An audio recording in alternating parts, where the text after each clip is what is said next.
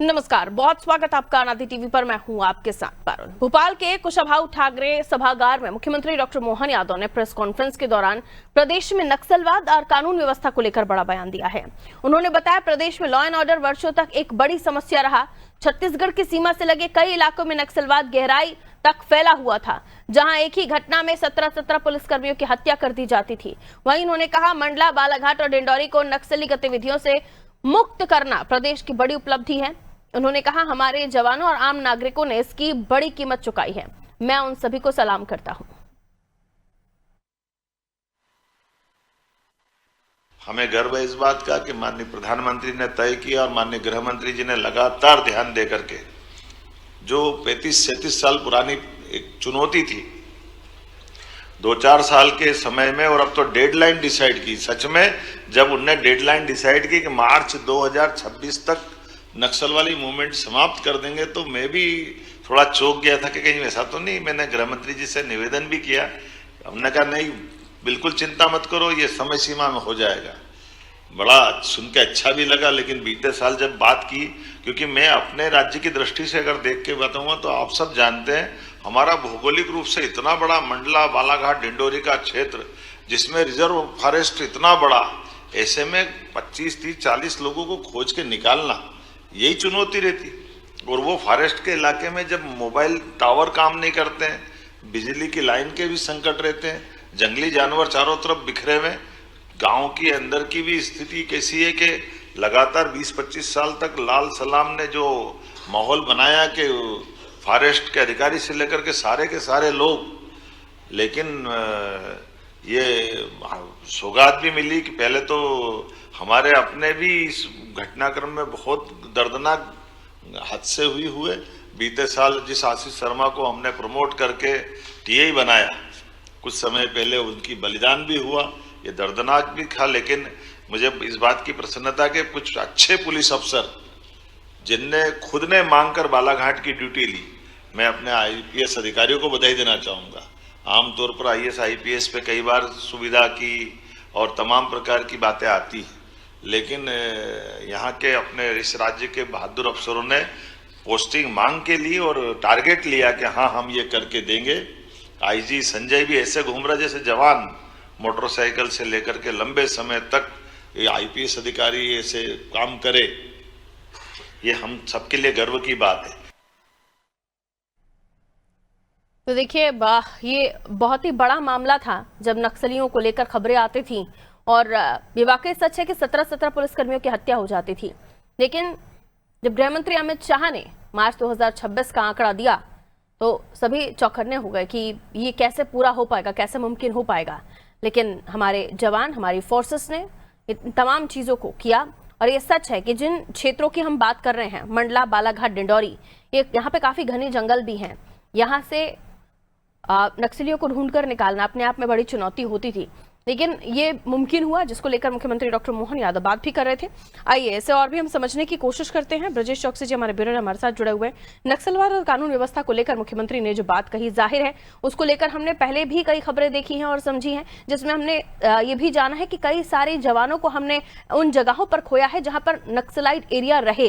लेकिन खासतौर पर जब मध्य प्रदेश की बात होती है तो डिंडौरी, मंडला, बालाघाट, ये क्षेत्र, यहाँ पर नक्सलियों के मूवमेंट बहुत ज्यादा होते थे। पहले ये भी कहा जाता था कि जवानों को जब तैनात किया जाता तो कई सारे लोग खतराते भी थे कि इन जगहों पर जाना यानी अपने आप को मुसीबत में डालना। लेकिन उन चुनौतियों को पार करते हुए, हमारी सेनाओं पर विश्वास जताते हुए, हमारे जवानों पर विश्वास जताते हुए जो फोर्सेस कर रहे हैं, जो सरकार की तरफ से उनको भी सीधे तौर पर मोबिलाइज किया जा रहा है, उनको और भी ज्यादा हिम्मत दी जा रही है। ये सारी चीजें इतनी आसान नहीं थी, लेकिन हाँ, हो रहा है और दिख रहा है। ब्रजेश जी, कैसे देखते हैं?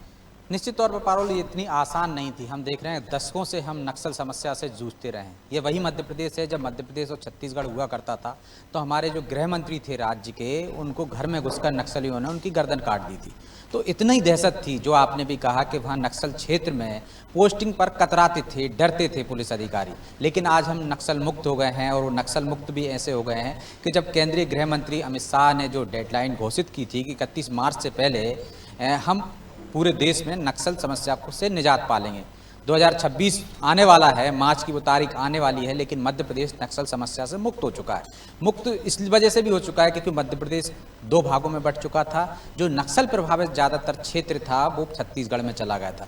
मध्य प्रदेश के 3 से 4 जिले प्रभावित थे और इनकी संख्या लगातार कम होती जा रही थी। नक्सली जो थे वो एक क्षेत्र में सीमित होकर रह जा रहे थे, जंगल के कुछ हिस्सों में ही वो सीमित हो गए थे। लगातार घेराबंदी की जा रही थी और हमने कई जवान खोए, आम नागरिकों को खोया है नक्सली समस्या से निजात पाने के लिए। उस क्षेत्र में विकास नहीं हो पाता था, वो तमाम समस्याएं थी। लेकिन अब जो कि मुख्यमंत्री ने भी एक तरह से कटाक्ष किया है, पिछली सरकारों पर सवाल उठाए हैं, कांग्रेस सरकार के और वर्तमान सरकार के कानून व्यवस्था को लेकर उन्होंने कहा है कि पहले क्या हालात थे। तो निश्चित तौर पर पहले हम 2 समस्याओं से जूझ रहे थे, एक नक्सल समस्या थी और एक और थी दस्यु समस्या। हम देख रहे हैं चंबल के जो भीड़ थे, जो हम चित्रकूट का जो इलाका बिंद का एक क्षेत्र था, यहाँ पे डकैतों का आतंक हुआ करता था, किस तरह अपहरण होते थे वहाँ पे, और जो जातीय संघर्ष होता था वो कई बार भी हमने देखी है कि लोगों को 17 लोगों को खड़ा करके नक्सलियों ने, डकैतों ने भून दिया है। तो इस तरह की घटनाएं पहले होती थी, लेकिन अब मध्य प्रदेश जो कहा जाता है शांति का टापू है, वो निश्चित तौर पर ये नक्सल समस्या से मुक्त होने की वजह से अब कह सकते हैं कि पूरा मध्य प्रदेश शांति का टापू है। हम डकैतों से पहले ही मुक्ति पा चुके हैं, कानून व्यवस्था पहले से बेहतर हुई है।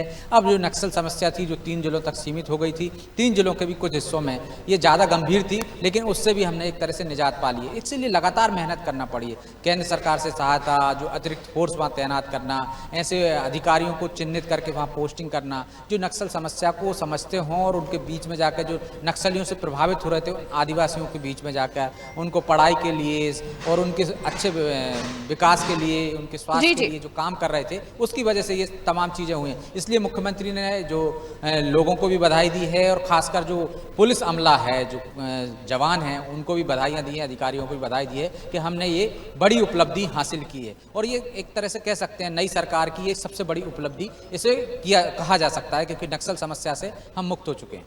पारुल, बहुत शुक्रिया ब्रजेश की जानकारी के लिए। तो नक्सल समस्या से मुक्त होने पर मुख्यमंत्री डॉक्टर मोहन यादव अपने 2 साल के कार्यकाल का लेखा जोखा पेश कर रहे थे, उसमें उन्होंने जवानों की, फोर्सेस की तारीफ करते हुए भी अपनी बात रखी और बताया किस तरीके से ये वो दौर भी था जब खुद अधिकारी पोस्टिंग से पहले कतराते थे कि वहाँ उनका जाना यानी उनका बचकर ना आना जैसा होगा, लेकिन अब हालात दुरुस्त हो चुके हैं। देखिए, ये भी सच है कि स्टेट मध्य प्रदेश जब अखंड मध्य प्रदेश था, लेकिन अब छत्तीसगढ़ में वो लगभग वो हिस्सा गया जो नक्सलाइट था।